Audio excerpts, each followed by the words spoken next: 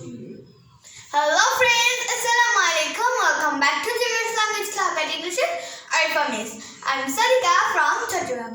So friends, today's topic is pronoun referencing and. This is the last video of pronoun. So let's get started. So friends, pronoun noun এর পরিবর্তে ব্যবহার হয়। এতটুকু তো আমি clear না?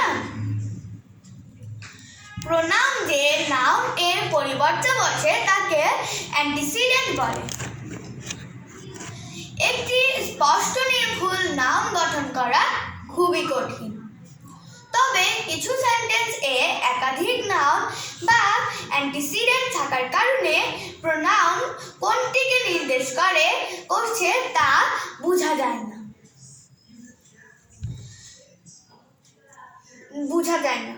একেই বলে unclear pronoun referencing. Okay, for example, after putting the gold in the drawer, she locked it. এখানে গোল্ডটাকে লক করলো নাকি drawer? This is unclear, right? Then the correct one is after putting the gold in the drawer, she locked the drawer. So friends, that's all for today.